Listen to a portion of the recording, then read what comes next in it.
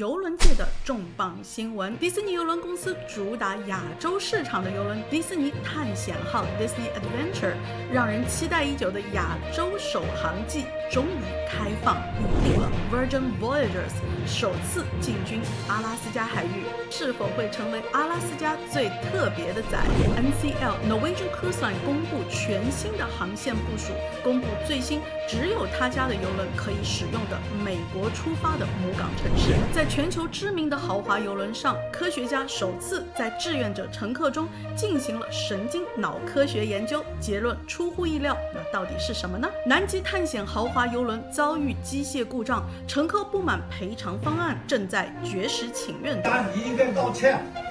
我们看过为什么到现在没有人道歉。中国首个极地探险邮轮品牌亮相，加入抢夺中国极地探险乘客市场。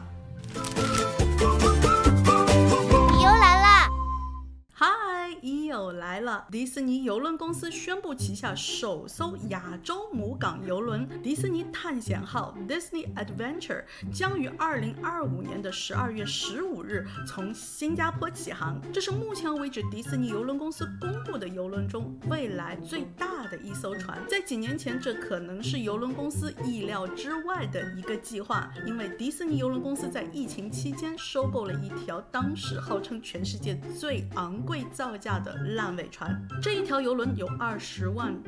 吨。迪士尼邮轮公司接手了这一条邮轮之后，按照自己邮轮公司的风格重新做了设计和编排，总共有2101间客房，载客人数可以达到6700人。这一条邮轮上还设计了全世界最长的海上过山车，规划了7大迪士尼主题区域，20个餐厅和酒吧，但是目前官方公布的只会走3到5天的短途邮轮航线。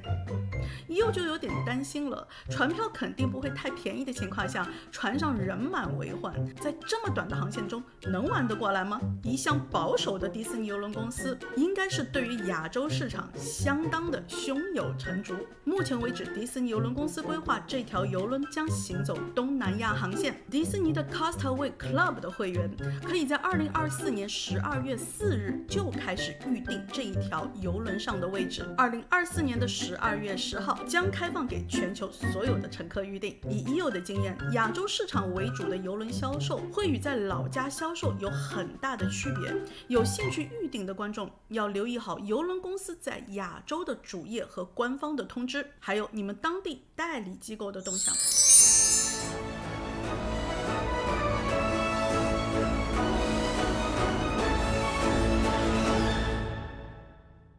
Virgin Voyagers 首度进军阿拉斯加海域。2026年阿拉斯加邮轮市场将会有非常不同的风景。Virgin Voyager 维京邮轮，这是一家以标新立异著称的成人专属邮轮公司。2026年的阿拉斯加邮轮航程将于5月21日起，总共安排了17个航次，最后一转是2026年的9月3号。主要行走的航线是从西雅图往返的7天、12天的航线，其中个别航线还跟温哥华产生了那么一点点的关系。维京邮轮在阿拉斯加冰川主要会走 Tracy Arm 和 Hubbard Glacier， 它和别的大部分的5星级邮轮最大的区别就是，除了邮轮上的酒精饮料和岸上观光团的部分，其他几乎已经一价全包了。船票啦，所有的餐厅和基本的饮料、WiFi、小费，还有无限的在邮轮上的团体健身课程。如果你是21岁以上的成人，特别渴望浪漫假期的情侣，寻求冒险刺激的单身游客，希望整个邮轮旅行没有小朋友打扰的情况下彻底放松身心的人士，我想 Virgin Voyager 可能是你非常棒的一个选择。 NCL Norwegian Cruise Line 诺维珍邮轮公司公布了在2026至2027年度全新的航线部署。上一次在已有的视频中才刚刚提到了这间无耻的邮轮公司，它一口气取消了41个邮轮航次，情愿赔钱都要重新部署新的战略计划。这不，大招来了，它推出了超过400个崭新的航次，涵盖了38个国家和近100个目的地，满足了不同旅客的旅行期待。让我最瞩目的亮点莫过于 Norwegian Prima 从2026年的11月15日至2027年的4月4日之间，启用了美国新奥尔良的邮轮码头，运营8天7晚的加勒比海航线。Norwegian Pro 更成为了全世界唯一的一条可以从美国费城出发的邮轮。正如EO之前说过的，不管多少人发誓下一次再也不搭 Norwegian 的邮轮了，它的存在一定还是有它存在的道理。如果你可以在家门口登船，你还会不会介意它的口碑呢？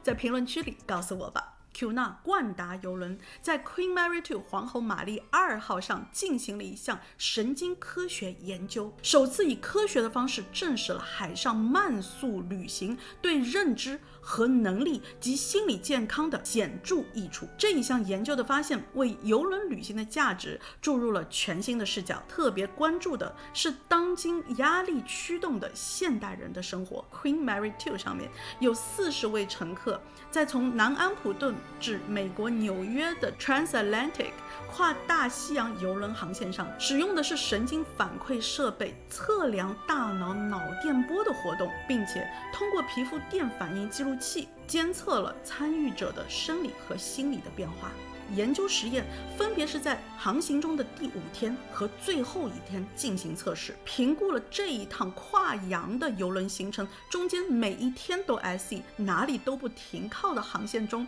乘客们的生理和心理上的变化。大部分没有搭乘过的人都觉得像这样的航线通常是会让人闷得想跳海，但是数据的结果如下：在40名参与实验的乘客中，总体认知能力平均提升了26%，短期的记忆力增强了29%，复杂问题的解决能力居然提升了125%，注意力增强了14%，表明了参与这一次旅行的乘客在他们的整个航程中感到了极度的放松。我觉得这一项研究不仅为了邮轮旅行增加了科学的背书，还凸显了慢速旅行的价值。比起那些快节奏的现代的旅行方式来说，邮轮旅行能帮助人们远离日常的压力，以大海为背景，实现真正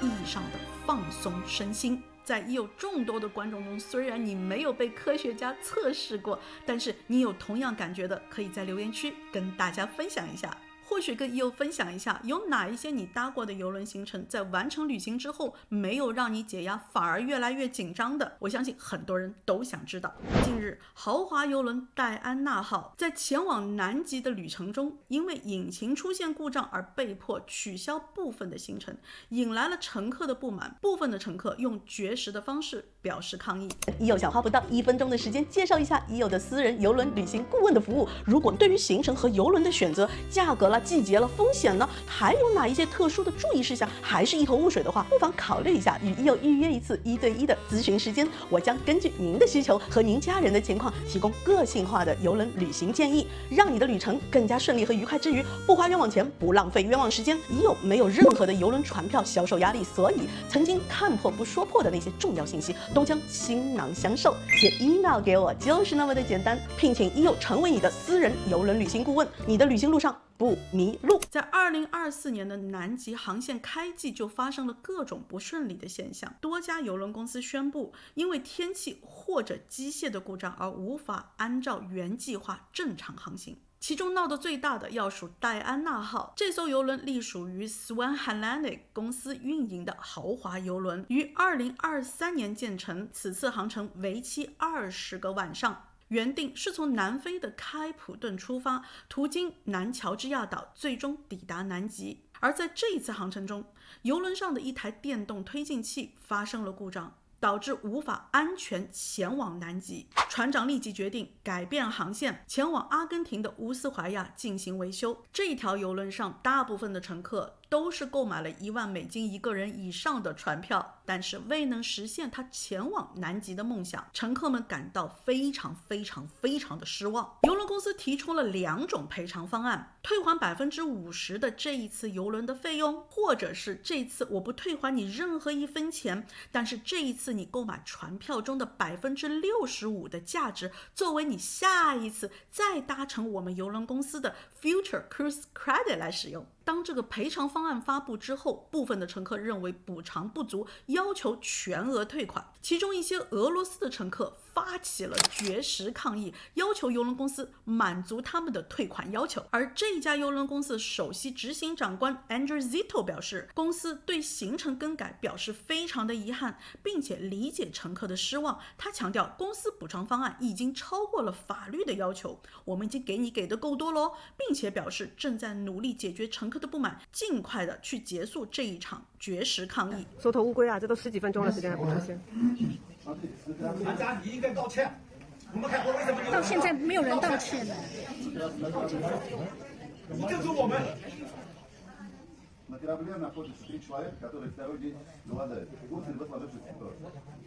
the question was, now we have a hunger strike on board, and his 3 passengers that already 2 days, so the second day that they don't get any food or water.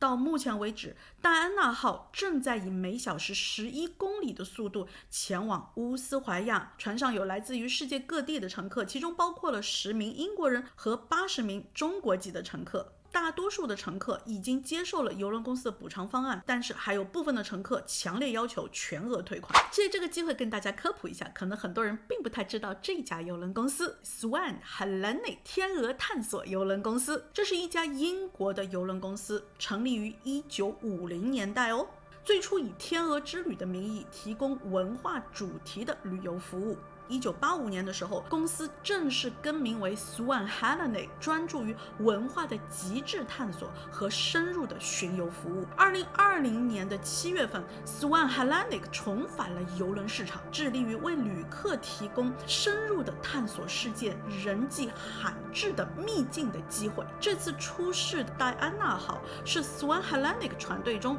最新且最大的探险邮轮，它在2023年的5月份才正式下的水，到今天为止也就是1岁半而已。破冰船当然不会太大，它有12000吨，设有96个客房，可容纳最多192名乘客，其中80%的客房是有阳台的房间。它拥有 PC6 的破冰级别的船体，是为了极地探险而量身定做的。极地探险在最近几年中越来越受到了我们华人旅客的追捧，大多数都是不惜重金也要成为在这个地球上凤毛麟角的踏上过极地的旅行家。于是有了下面的这一个新闻：中国首个极地探险邮轮品牌66度极地探险邮轮正式接收其首架邮轮海神号。我们来看一看这条邮轮是什么样的背景吧。它建造于1990年，如果又没有理解错的话，他们应该是收购了一条已经建造完成的邮轮，